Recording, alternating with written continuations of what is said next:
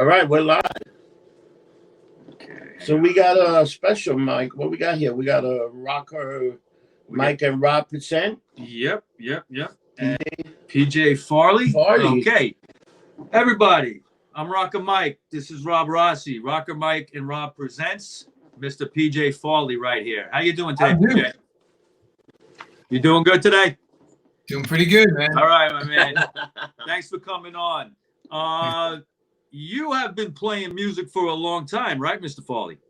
I have. Okay. Now, history says you've been playing since the age of 6. Pretty much, yeah. Okay.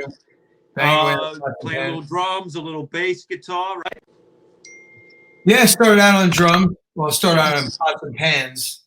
Right. Moved my way up to drums, and then then bass followed. Okay. Well, I don't want to go too far behind. Okay, I'm going to talk about your new album soon. Your new album called Accent to Change that just came out last week. You were also, you still are in Trickster, right? Trickster's still around. Technically, yes. Technically, off and on. Okay, Yeah. We'll talk about that a little bit. You were also in a band called Ra. You played with Chris Jericho. You got a lot of history, man. I've been around. Yeah. All right. Animal.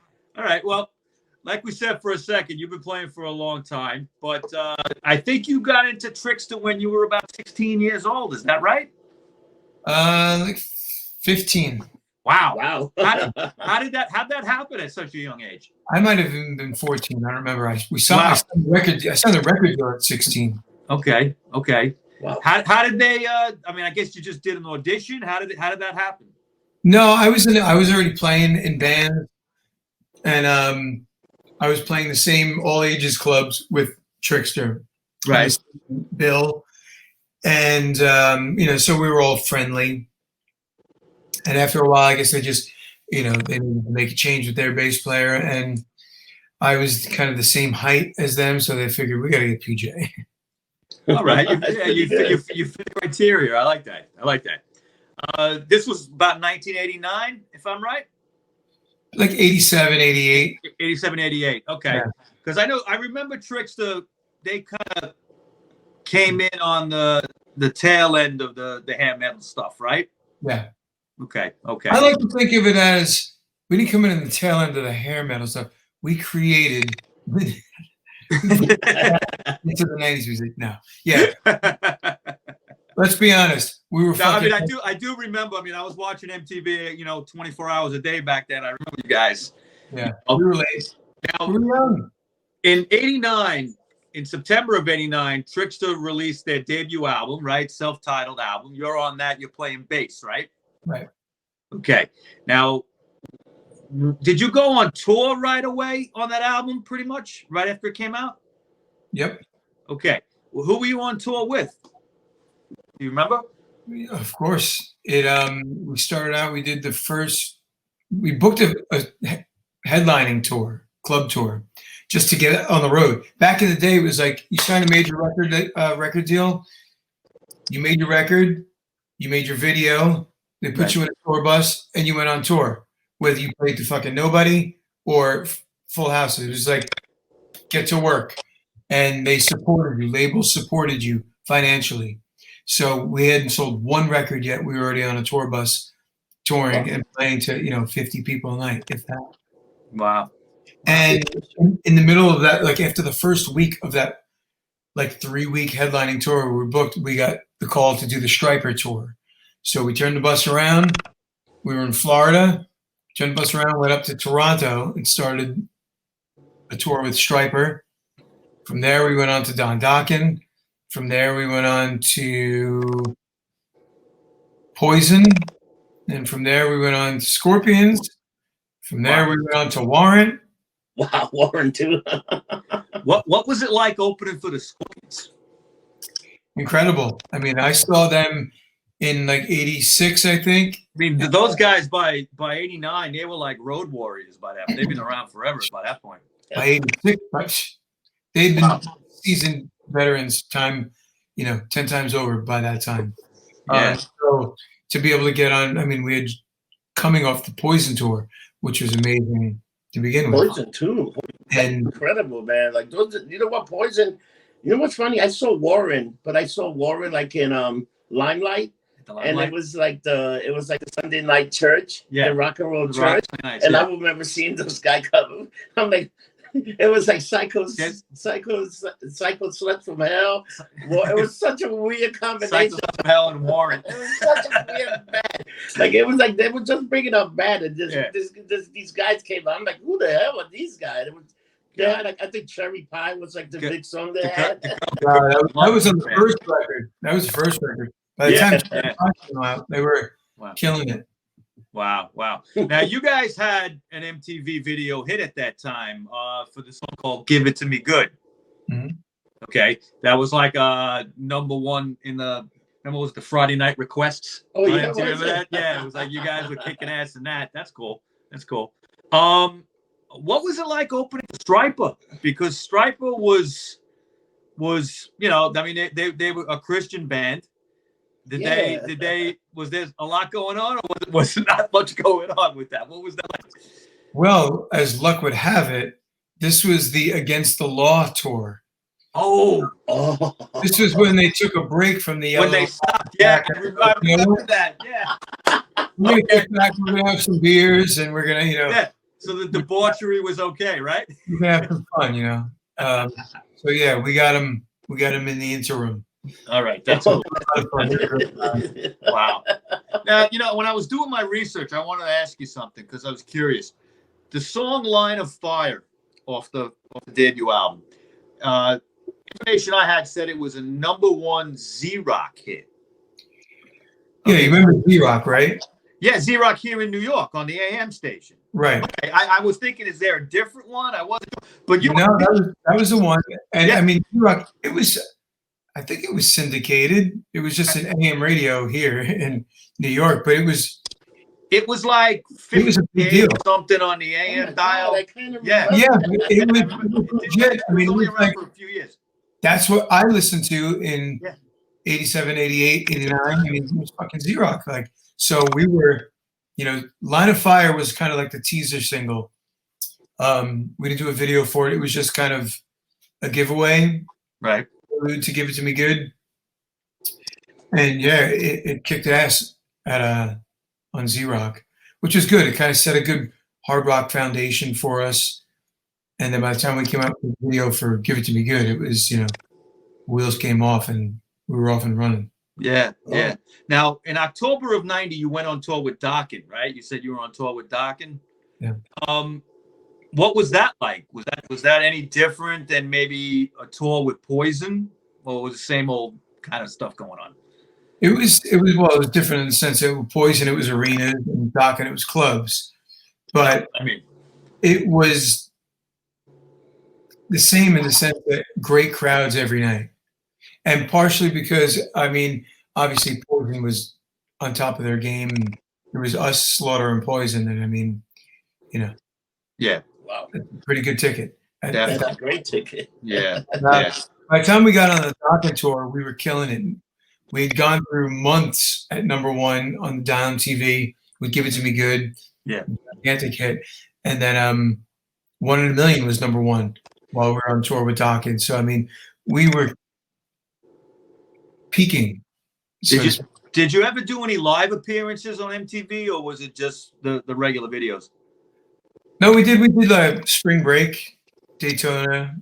I remember those. Those were pretty wild. Yeah, those were pretty wild. I remember that. Yeah, we did that, and you know, in true Trickster fashion, it fucking poured. So we played like under some overhang. And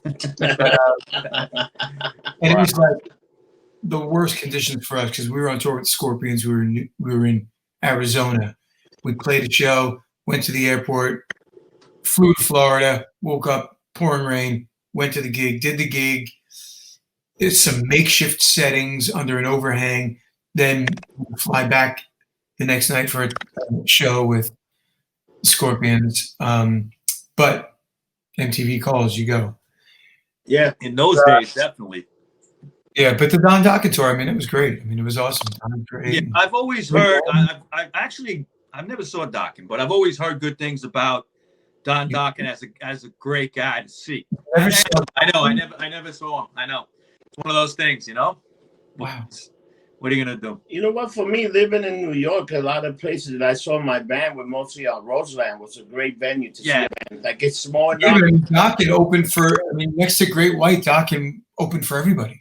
I saw Dokken probably 6 times before I toured with him, and I was. And I was when I toured with him. Me personally, I kind of was more into at the time, like the punk scene and stuff like that in the city here. So I was kind of in a different direction. But you know, when it came to like 80s, you know, hair metal, that kind of stuff, I liked Poison a lot. But I was also like a huge Hanoi Rocks fan. Hanoi Rock was great. Yeah, they kind of blurred the line between hair band and punk kind of rock. They were kind of like in the middle. I was a huge Hanoi Rocks fan, and they weren't. Nobody considered them like hair metal. Or it was. I don't know if it was because they were from England or they were from Finland. Yeah, Finland. Yeah. Or what? But they were just a real legit hard rock band. They got lumped in with that, but they really had nothing to do with it. Yeah. They were like you said, they were closer to punk than hair metal. They were kind of like they were like the original Guns N' Roses. Guns N' Roses was totally influenced by them, absolutely. You know, speaking of influences, like what were your influences growing up? Kiss, Motley Crue, Aerosmith, you know, the usual suspects. Mm-hmm. Did you hang out? I mean, I know you're from Jersey. Did you come into the city at all as a teenager? Going to scrap off like that? Limelight, Cat Club. Mm-hmm. Yeah. Cool. I always loved Limelight. Was always that special. The Rock and Roll Church on Sunday was always Sundays. Yeah. Oh. Yeah. I used to hang at Scrap Bar, Cat Club. Just some of the dive bars on the Lower East Side. You know, you're always rubbing elbows with somebody down there. And wind up Mars Bar. And at the end of the night, end up in Mars Bar and not know where the hell you are. What's your name? I can write a book about how many times I did that. Wow.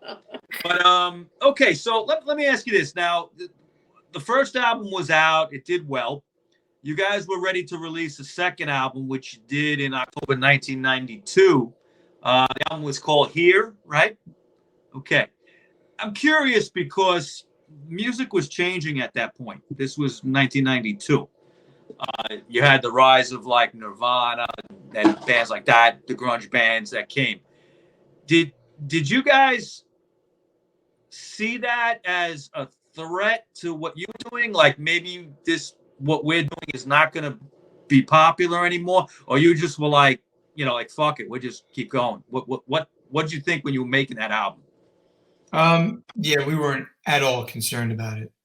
Okay. It wasn't there yet. While we were making that record, it wasn't there yet.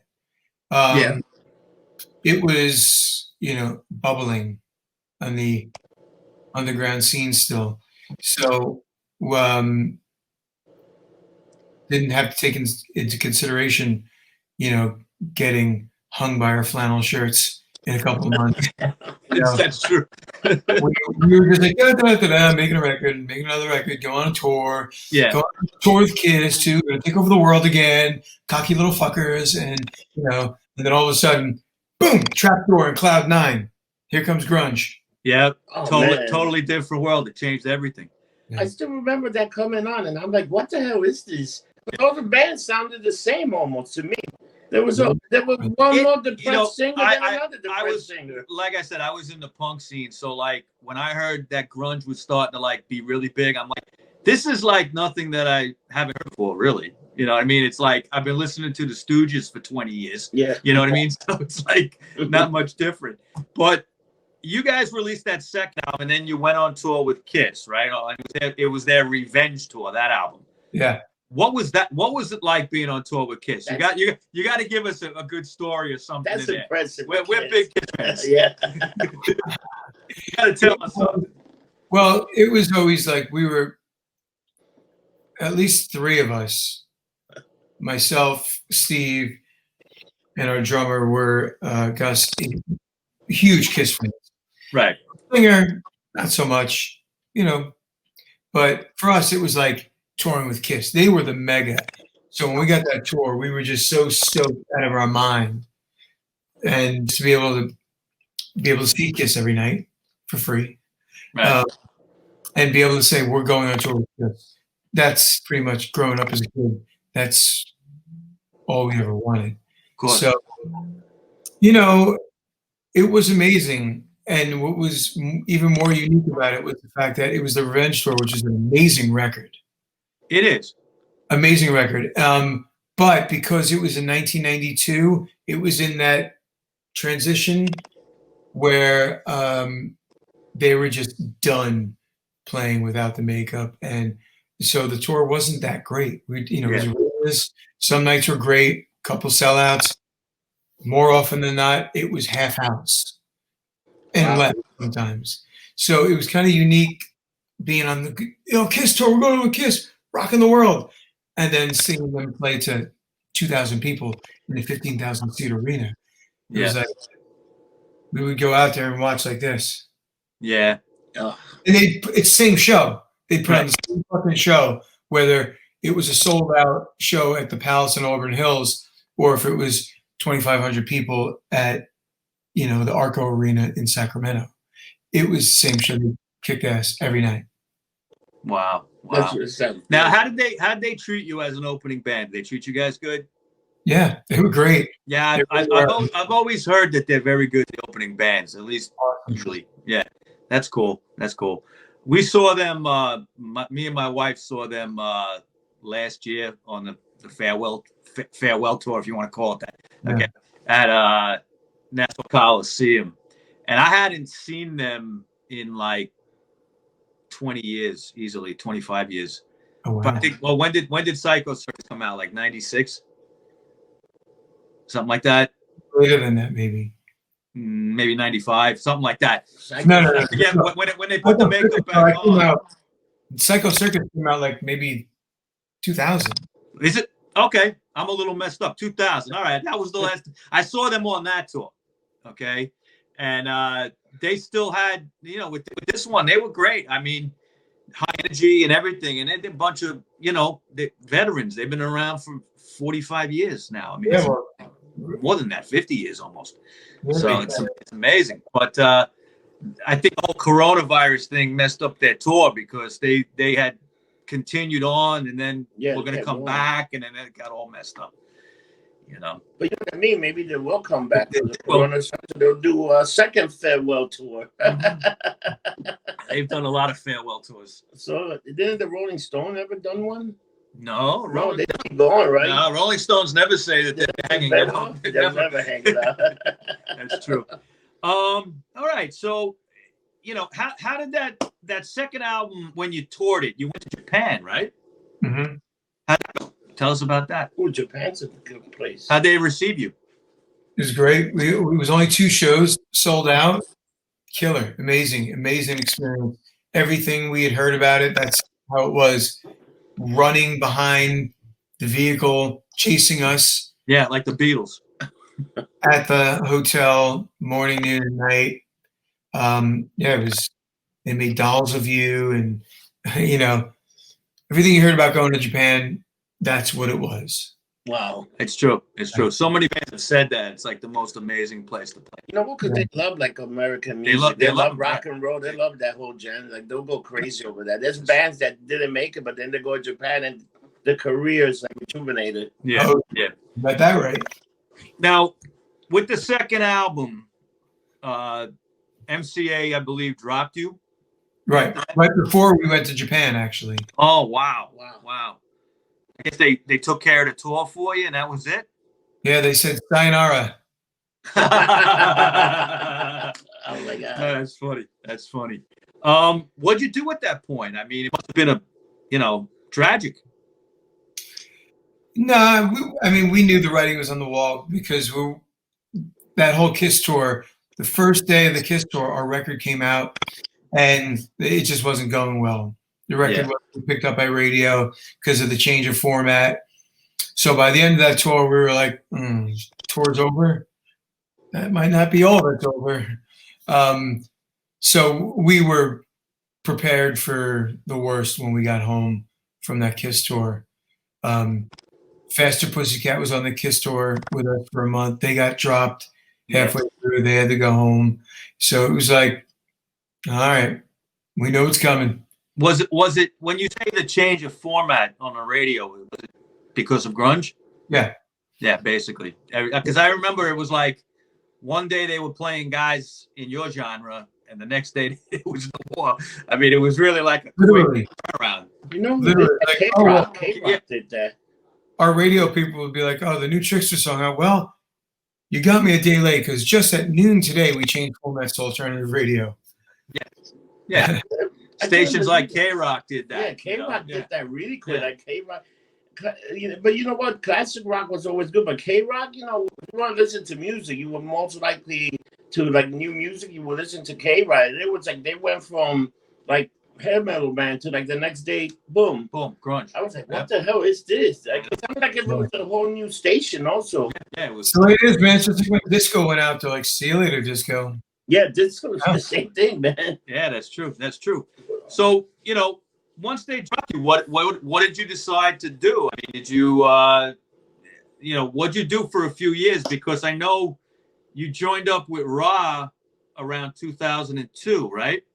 Yeah, well, after we got dropped from the label, we sat around for a couple months, and then after the Kiss tour, we did like a 4 or 5 month headlining club tour, which was amazing. Right. It was like one of our first real headlining tours. Yeah. It was amazing. Were you playing clubs or bigger? Clubs, big theaters. I mean, some markets were really good. Like even in that climate, it was great. And then we went home, and then we're like, all right, let's kind of regroup, and then sat around for a couple months, and then we put out a covers record, and we went out and toured for a couple months on that, you know, and we got home from that, and we're like, all right, she's done. No, you know, nobody's opening up their doors for us here. Let's not even try. Let's not go scratching at doors that aren't going to open. We know what's going on here. So Steve and I continued to write and record and formed a bunch of different bands, kind of transitioned really by forming different bands, same band with different names. Yeah. Yeah. In that whole process, I joined Ra in 2002, and then went on tour. And then before I knew it, I was in the active rock, new metal kind of. Yeah, no, Ra was a I was in the new K-Rock land, you know, where it was like. I do remember Ra. Yeah. And they were part of that whole new metal genre, like you say. You know, quite different than what you were doing before. Right. Was that something you felt comfortable playing with right away? You were really into it, or you jumped? Oh yeah, I mean, right up my alley. I have a very kind of hard rock background because although I was listening to Rat, Bon Jovi, Skid Row, you know, all that stuff. Alongside that, I was listening to Slayer, Megadeth, and Anthrax. Okay. Yes. So, all that stuff too. So I mean, I enjoyed it all. But the thing with Ra, and I was asked to join that band before their first record, and I couldn't do it because Steve and I had worked so hard at this other project. But the thing with Ra, it was funky, but hard rock. So, but it was singing. It was great singing and hooks. So that's where you got me. If you got great vocals and a killer beat, you know, I'm in. That grabs you. I got you. That definitely grabs you. That sounds weird. Now the one Ra album you play on, I think it's called Duality, right? Yeah, well, I mean, we have let me count. How many are you on? I'm on all of them except the first one because I wasn't in the band. I joined the band on that touring cycle. Are they still active now, Ra? I was asked to join the band right before they did that record. Yeah. And I couldn't do it. I turned them down. And they made that record months later. And then a couple of months after that, they called me. So there was this little block of months where they got signed and made a record. And then they called me. And I was like, all right, now you have a record deal on Universal Records. You're on tour. I love the tunes. And what me and Steve were working so hard at, you know, kind of fizzled. Right. So like, all right, I'm in. So I toured for 6 months, I think, on that first Raw record, and then we made shit. What did we do? We did Duality after that. We did Black Sun. We did a live record. Right. We did Critical Mass. We did. I think there's 5 or 6. Yeah. Are they still active at all, or has that been done? Funny you should mention. Yep, we have a new record coming out. New singles coming out. New singles coming out at the end of October, and new records coming out, I think, end of February, maybe. It's been a little while, right? Since you've had, yeah. It's been about 6 years. We put a record out in 2014, maybe? Yeah. Wow, 2014. But yeah, we just got back together this year. We did Rocked back in February. That was our first show in like 6 or 7 years. Right. And yeah, I'm going out in 2 weeks to go finish tracking the record. Already did a couple songs. Where are you recording it? What's that? Where are you recording it? We started it in LA, and now we're finishing it in Fort Wayne, Indiana. Oh, okay. Nice. Okay. So interesting enough is, you're playing in Raw in the early mid 2000s, and Trickster kind of reunites again, right? Yeah. In 2008. And you guys did a live album right off the bat? Trickster? Yeah, or no? No, Trickster, we had a live record we put out in, I don't remember what year. We put the band back together in 2008. Yep. And then I think by 2010 we put out, I don't even know. I mean, was it 2010? New Audio Machine? What New Audio Machine is 2012. 2012, that's what I thought. Yeah. In 2014, we put out Human Era. Okay. Wow. But also you got asked to go on the Lita Ford tour. You were playing with her. Yeah, I joined up with her in 2009. Right. And was with her until about the beginning of 2012, maybe? Yeah. January 2012, maybe? Now we did a show. God, we've done so many shows. It had to be about a year and a half ago. We did a show on the Runaways. Yeah. And how was it like touring with her? I mean, I've heard she's pretty cool. She is. She's old school rock and roll, Yeah. Hang with the best of them for sure. It was great because I got to do a lot of things that I never did. First thing I did was go tour Europe and do all the European festivals with her, which is amazing for me. I've always heard about them, and it's never Trickster never went to Europe. I was just gonna say, you never went to Europe, not even with Kiss? No. Wow. And Rod didn't go to Europe. Still didn't go to Europe. So, Lita was my first opportunity to go to Europe, so that was amazing. She's pretty popular there too.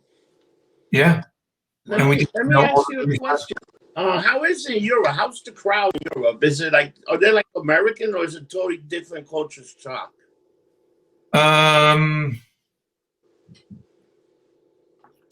No, European crowds are still, I think they got the edge on the American festival crowds. Don't get me wrong.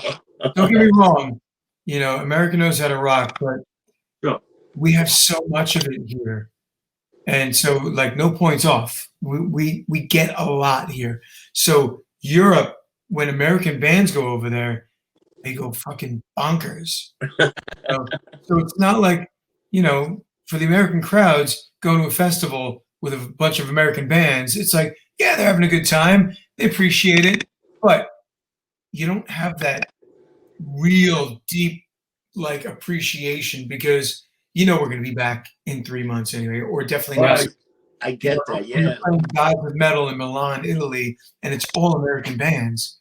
They're going fucking crazy. Or you're doing Bang Your Head in Germany. It's like they're going crazy because there's a good blend of European bands, but the American bands there, blended in with those European bands. It's, you're getting a great reaction. You're not there all the time.